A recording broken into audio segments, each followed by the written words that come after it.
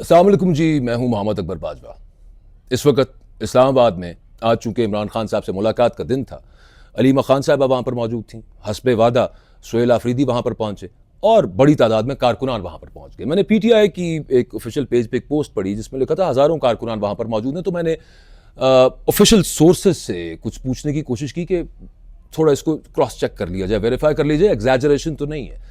तो मुझे जब एक सरकारी सोर्स ने कहा कि हालात बड़े बुरे हुए पड़े हैं, मोटरवे से कोई इस्लामाबाद में एंटर नहीं हो पा रहा, इस्लामाबाद से कोई निकल के मोटरवे पर नहीं चढ़ पा रहा, एयरपोर्ट के ऊपर फ्लाइट्स का जो सिस्टम है वो डिसरप्ट हुआ हुआ है, इस्लामाबाद के अंदर ट्रैफिक जो है वो इस वक्त इट हैज़ गॉन हेवायर। और मैंने पूछा कारकुनान कितने को पीटीआई के वहाँ पे कारकुनान या अटेंडेंस क्या है, तो उन्होंने कहा कि 1000-1500 तो होंगे। तो मुझे एक बात का बड़ी अच्छी तरह से पता है, बहुत सारे इवेंट्स कवर किए हैं।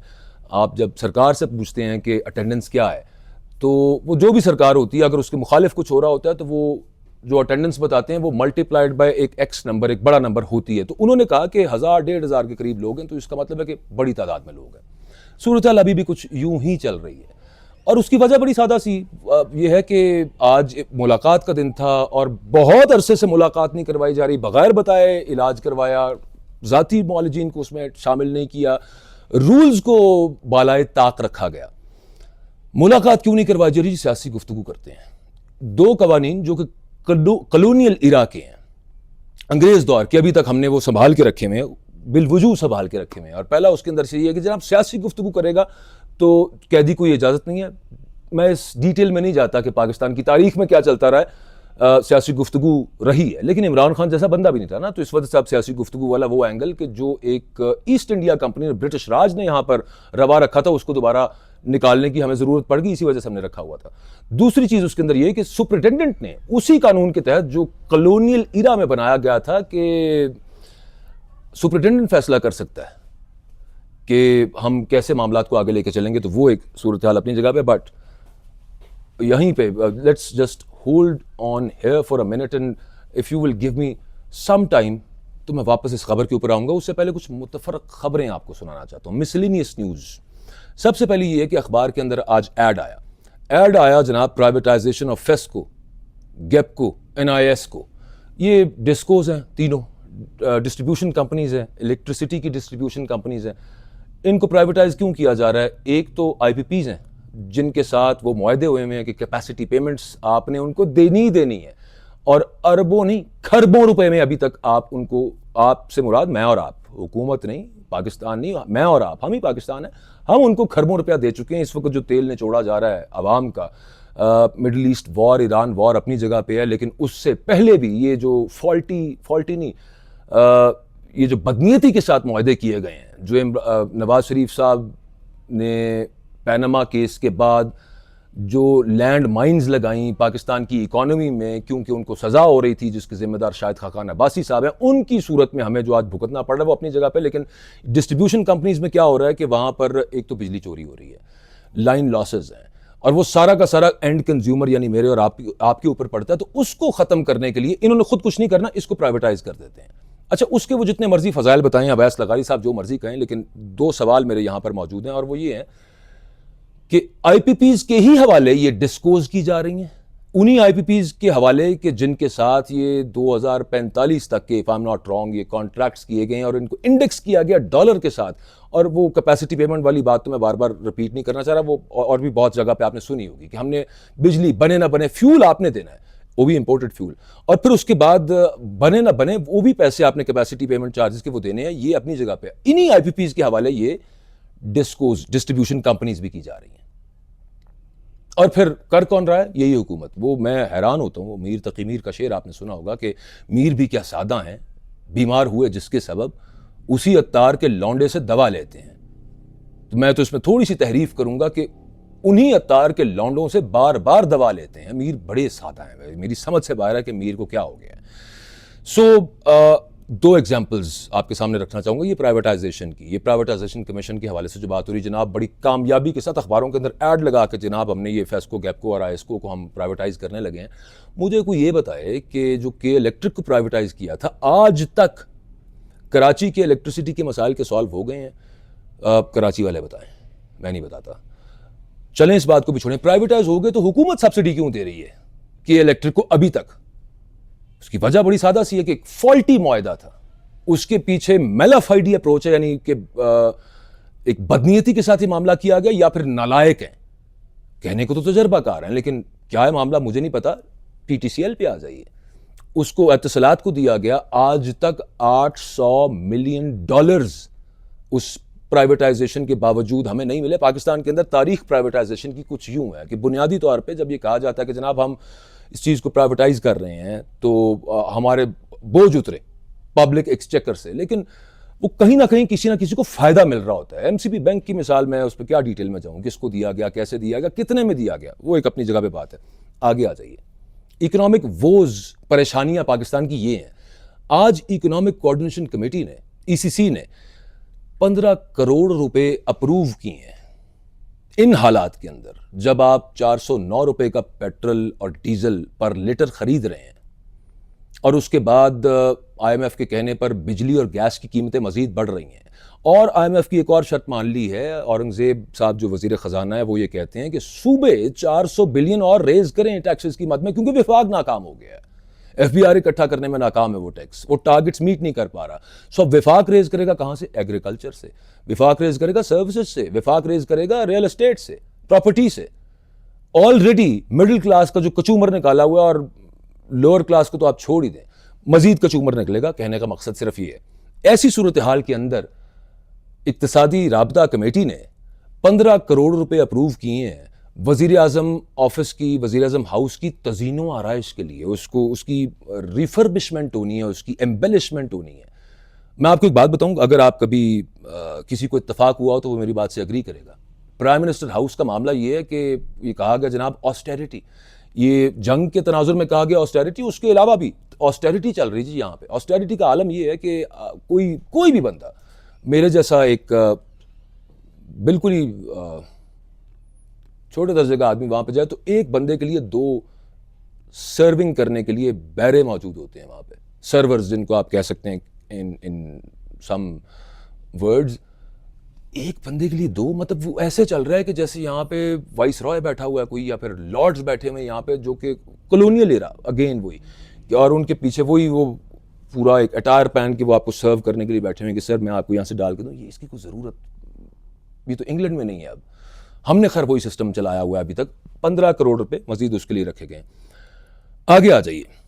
गाड़ियां जो हम खरीद रहे हैं वो अलग है, जजेस के लिए, ब्यूरोक्रेसी के लिए, मिनिस्टर्स के लिए वो अलग है। जो ब्लू पासपोर्ट्स अप्रूव हुए हैं वो अलग है सब मामला। जो जेट्स खरीदेंगे वो अलग है। मरियम नवाज साहिबा से ये पूछा गया कि आपने अब तक तशहीर पे कितने पैसे खर्च किए हैं, और वो पूछा गया इंफॉर्मेशन कमीशन के थ्रू। ये एक लॉ है पाकिस्तान का, and every citizen of Pakistan has to abide by the laws, but laws कैसे चल रहे हैं हमें पता है। उन्होंने कहा जी हम बताने के पाबंद नहीं है। कितनी गाड़ियाँ, जहाज़ कितने का ख़रीदा, किसने ख़रीदा, और उसके अलावा पब्लिसिटी पे उनके जो एक्सपेंडिचर है एडवर्टीजमेंट के ऊपर वो कितना हुआ है, अरबों रुपए के अंदर है। वैसे ओवरऑल हमें उसकी डिटेल पता है थ्रू बजट, लेकिन उसको बताने से उन्होंने इनकार कर दिया कि हम ये नहीं आपको बताएंगे। आगे एक और मुतफरक खबर ले लीजिए, और वो है मोहम्मद ज़ुबैर साहब ने आज, जो कि साबिक गवर्नर सिंध भी रहे, उन्होंने आज एक ट्वीट की, और मैं उसी को कोट किए देता हूँ कि उन्होंने बताया कि फॉरेन डायरेक्ट इन्वेस्टमेंट FDI जो है, बैरूनी सरमायाकारी जो है, वो $1.4 बिलियन पिछले जुलाई से इस अप्रैल तक गिरी है। उसमें 31%, 31% डिक्लाइन आया, यूं गया, नीचे गई है।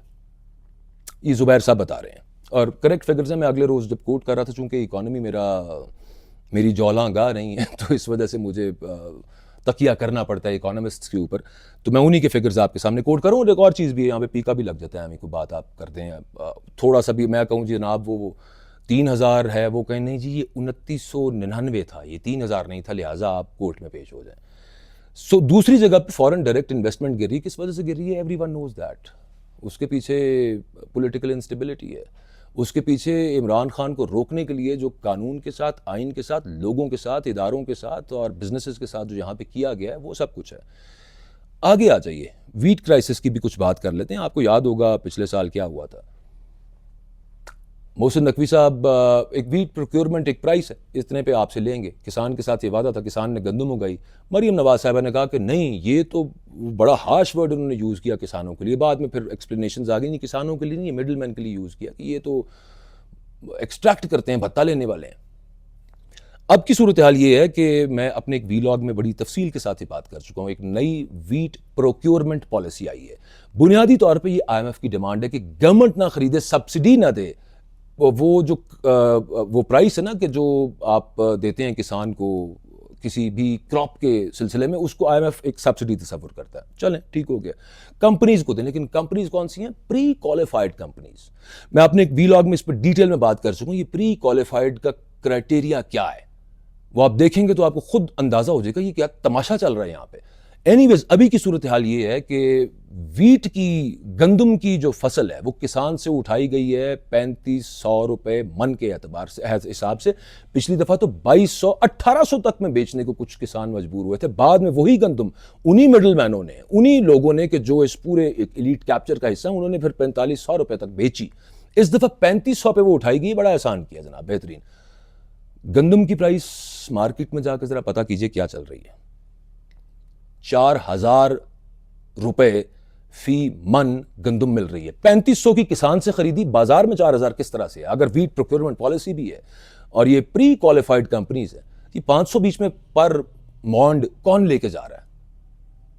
आप समझ ही गए होंगे कौन लेके जा रहा है। लेकिन अगली बात ये है, छोटा मोटा काश्तकार मैं भी हूं, यानी कि ज़राअत से ताल्लुक़ है ख़ानदानी, तो मुझे इस चीज़ का अंदाज़ा है। पिछली दफ़ा जो गंदम की काश्त पर हुआ, उसके बाद किसान ने यह फैसला किया, मैं उसमें अपने आप को शामिल कर रहा हूं और अपने बहुत सारे उन दोस्तों को शामिल कर रहा हूं कि जो इस ज़राअत से मुंसलिक हैं, सब ने तकरीबन, जिनको मैं जानता हूं, ये फैसला किया कि यार ये तो बड़ा घाटे का सौदा रहा। जो आपने ट्यूबवेल जो चलना है, जो डीजल पे चलना है, अब तो खैर बहुत ही ज़्यादा महंगा हो गया डीजल, उस वक्त भी महंगा ही था। बिजली बहुत ज़्यादा महंगी थी। सब मामलात अपने मिला के, खाद की कीमत और बाकी तमाम एक्सपेंडिचर्स निकाल के, ये पंजाबी में कहते हैं कि ये पुजदा नहीं है, ये सूट नहीं करता, ये वारे में नहीं आता। तो इस दफा गंदम सिर्फ उतनी लगाई जितनी अपनी जरूरत के लिए पूरी हो जाए, बाकी उससे ज्यादा लगा के इसमें मुनाफा कुछ नहीं निकलना। इतनी मेहनत करके अगर मुनाफा छोड़ के लॉस हो जाएगा तो फिर क्यों लगानी है? तो बहुत सारों को, जिनको मैं जानता हूं और आप में से जो मुंसलिक हैं या वाबस्ता हैं ज़राअत के पेशे से, वो इस बात को समझेंगे। 3500 रुपए की इस दफ़ा गंदम खरीद ली गई और मार्केट में 4000 की मिल रही है। लेकिन पिछली दफ़ा चूंकि गंदम कम लगी थी, इस दफ़ा फिर एक food crisis I would say पनप रहा है सब मामले के अंदर। और यूक्रेन से यकीनी तौर पर फिर इंपोर्ट करनी पड़ेगी गंदम, ये मेरा ख्याल है, बल्कि मेरी कैलकुलेशन है कि यूं होगा। अच्छा, वो जब इंपोर्ट की जाएगी तो वो 4000 की इस वक्त मार्केट में मिल रही है, 4500 5000 बल्कि 5500 रुपए फी मंथ से नीचे नहीं होगी। महंगाई का क्या आलम होगा देख लीजिएगा। ये किस किस्म के लोग मुसल्लत हुए हैं इस वक्त पंजाब के ऊपर। मैं एक केस सिर्फ ये करूं कि वो जो IPPs की मैं पहले बात कर रहा था, ये वाला जो मॉडल है प्रोक्योरमेंट, वीट प्रोक्योरमेंट वाला, ये भी वही पब्लिक प्राइवेट पार्टनरशिप है जी। ये पब्लिक प्राइवेट पार्टनरशिप दुनिया भर के अंदर एक इंतहाई, जिसको आप कह लीजिए कि बेनिफिशियल भी होता है, स्मार्ट तरीका ये करने का। लेकिन पाकिस्तान के अंदर चूंकि वो इसको इस तरह से ट्विस्ट किया जाता है कि उसके बाद कचूमर एंड पे वही निकलना होता है जो आवाम का, और इलीट वहाँ से और अमीर से अमीर तर और ज़्यादा कब्जे से ज़्यादा कब्जा और पैसे से ज़्यादा पैसा कमा रही होती है। आगे आ जाते हैं। मैं एक और मुतफरक खबर आपके साथ शेयर करना जो चाह रहा था। अच्छा हाँ, यहाँ पे खैर ये वीट प्रोक्योरमेंट पॉलिसी के अंदर प्रॉफिट इंश्योर किया गया इन प्री क्वालिफाइड कंपनीज का। शहबाज शरीफ साहब वो वाहिद वज़ीर आज़म है पाकिस्तान के जो 5वां बजट पेश करेंगे।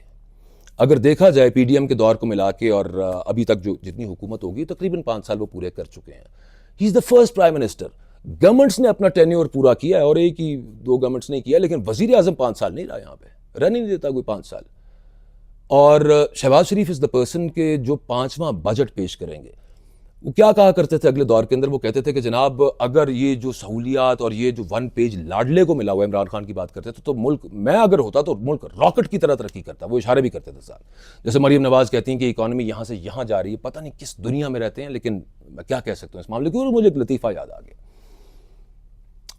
बादशाह के दरबार में एक मीरासी था, कोर्ट जेस्टर जिसको आप कहते हैं, मस्खरा कह लीजिए। तो बादशाह को खुश करने में, हंसाने में और बादशाह की तौहीन करने में बड़ी एक थिन लाइन होती है। आप कहाँ वो लाइन क्रॉस कर जाएं। अच्छा, ये सिर्फ बादशाह तक महदूद नहीं है, ये हर दो जगह पे महदूद तक इसका एम्बिट है कि कोई ऐसा बंदा कि जो किसी को हंसाने पे, वो जुगतें लगा के और लतीफ़े सुना के, तो वो एक बड़ी थिन लाइन होती है कि कहाँ पर आप किसी की बेइज्जती कर दें और कहाँ पे वो एक जोक के तौर पर लिया जाए। तो एक मिरासी जो था, उससे एक दफ़ा ये गलती सरजद हो गई कि उसने दरबार के अंदर एक ऐसा लतीफ़ा सुना दिया विच ऑफेंडेड द किंग, बादशाह को, और वो नहीं पता चला। बादशाह ने कहा कि सजाए मौत, एग्जीक्यूट करें इसको, मेरी शान में गुस्ताखी हो गई है। मिरासी ने क्या किया, मिरासी ने आगे से कहा कि बादशाह सलामत, मेरी एक ख्वाहिश है आखिरी, और वो ये है कि मेरे पास एक ऐसा फ़न है कि जो मैंने अभी तक जाहिर नहीं किया दुनिया के ऊपर। मैं चाहता हूँ कि दुनिया उस फ़न को देखे, और उसके लिए ना, मतलब आप मुझे अगर एग्जीक्यूट करा देंगे तो वो दुनिया को फ़न पता नहीं चलेगा, और उस फ़न को दिखाने के लिए मुझे 3 साल कम अज़ कम चाहिए। बादशाह ने कहा वो क्या फ़न है? तो मिरासी ने कहा कि मैं आपका जो घोड़ा है ना, जिस पर आप मैदान जंग में जाते हैं, मैं इसको उड़ने के काबिल बना दूंगा, ये उड़ना शुरू हो जाएगा। बादशाह ने कहा हैं? उन्होंने कहा हाँ, मैं इसको उड़ना सिखा दूंगा, लेकिन उसमें 3 साल लगते हैं, टाइम लगता है उसके अंदर, ये इतना जल्दी का काम नहीं, मुझे ट्रेन करना पड़ेगा ज़ाहिर उसको। बादशाह ने कहा ठीक है, 3 साल मिले तुम्हें, 3 साल के बाद तुम्हें मैं एग्जीक्यूट करूंगा। उन्होंने कहा और अगर घोड़ा उड़ने के काबिल हो गया तो फिर बादशाह सलामत, उसने कहा हाँ, तो फिर यूं है कि मैं तुम्हें बख्श दूंगा। ठीक है। अच्छा, वो घर आया, ये तमाम चूंकि कोर्ट के अंदर मामला चल रहा था, सजाए मौत हो चुकी थी और ये बच गई और इस शर्त के ऊपर बची, तो घर पहुंचा तो वो मिरासी का बेटा या उसका भाई है जो भी था, उसने उससे पूछा कि ये कौन सा फन है जिसका हमें नहीं पता, घोड़े को उड़ना सिखा देंगे ये अब्बा जी या पायन, ये कैसे होगा, ये बताएं तो सही। तो मिरासी ने आगे से कहा बेवकूफ़ा, मेरी गल सुन, मेरी बात सुन, 3 साल का वक्त है, हो सकता है 3 साल में बादशाह मर जाए, हो सकता है 3 साल में मैं तबाही मौत मर जाऊं, और ये भी मुमकिन है कि 3 साल में घोड़ा ही मर जाए। तू तो पागल है, मैंने तो बादशाह को इस चीज पे लगाया। सो घोड़े को उड़ना सिखाना नामुमकिन है, ये हो नहीं सकता। मैं इससे ज़्यादा आगे बात नहीं करूंगा। हाँ, लेकिन इन मुतफरक खबरों के बावजूद पाकिस्तान के अंदर जो सबसे बड़ी खबर ये है कि आज अदालत के हुक्म के बावजूद, विच इज़ इन फील्ड, जो कि सुपरिटेंडेंट नहीं मान रहा, फिर उसके बाद अदालत ने सुपरिटेंडेंट से रुजू किया कि भाई आप मुलाकात क्यों नहीं करने दे रहे इमरान खान से, और चूंकि वो राइट जो कि कानूनी और आइनी राइट है उस पर अमल नहीं हो रहा, तो तहरीक इंसाफ सोहेल आफरीदी, एक सूबे का वजीर आला, सूबा खैबर पख्तूनख्वा जो कि फेडरेशन ऑफ पाकिस्तान का एक हिस्सा है और अपनी मर्जी के साथ पाकिस्तान में शामिल हुआ था, खैबर पख्तूनख्वा को फतह किसी ने नहीं किया, ये एक सियासी जद्दोजहद के नतीजे में पाकिस्तान के साथ शामिल हुआ। इस पर एक कंट्रोवर्सी में मैं चले नहीं पड़ता, लेकिन ओवरऑल सूरत हाल यूँ है, सोहेल आफरीदी को एक SHO रोक रहा है, इंस्पेक्टर लेवल का एक अफसर रोक रहा है, जस्ट इमेजिन, इंस्पेक्टर लेवल का, और एक चीफ एग्जीक्यूटिव एक सूबे का, और वो आगे से उसको ये कह रहा है कि जनाब तुम पाकिस्तान तोड़ना चाहते हो कि खैबर पख्तूनख्वा में लोगों के जज्बात क्यों बरांगेख्त कर रहे हो, या दुनिया भर में क्यों कर रहे हो, वो पाकिस्तान भर में क्यों कर रहे हो, वो अलग चीज़, लेकिन मैं एक सूबे का वजीर आला हूँ, विफाक सूबों से मिलकर बना हुआ, कहने का मकसद ये था तुम पाकिस्तान को तोड़ना चाह रहे हो। पाकिस्तान में इस वक्त सबसे बड़ी बहस क्या है, वो ये है कि जनाब सोहेल आफरीदी ने पाकिस्तान तोड़ने की बात कर दी, ये बहस चल रही है पाकिस्तान में, ये सबसे बड़ी खबर बनी हुई है पाकिस्तान में। बाकी खबर कोई रिपोर्ट नहीं कर रहा कि मिलने क्यों नहीं दिया गया और वहां पर इस वक्त क्राइसिस क्या क्रिएट हुआ है इस्लामाबाद के अंदर। हाँ, अब मुझे कुछ यकीन सा होने लगा है कि अगर यूं हो जाए कि घोड़े को उड़ना सिखा दे मिरासी, तो मामला बड़े सारे सॉल्व हो जाएंगे, लेकिन ये होगा नहीं। खबर ये है कि economically Pakistan, because it's always the economy, Pakistan नीचे जा रहा है। ये इतना बड़ा इशू नहीं है जितना बड़ा इसको बनाया हुआ है। मैं अगेन जाते जाते दस बस्ता गुजारिश ये है कि मामलात सीधे करें, चीज़ें सीधी करें, मुल्क आगे बढ़े। कोई दिन ऐसा नहीं जाता जिस दिन कोई बुरी खबर ना आ रही, और मैं इससे ज़्यादा बुरी खबरें आपको बताना नहीं चाहता। मुझे इजाज़त दे दें। अल्लाह हाफ़िज़।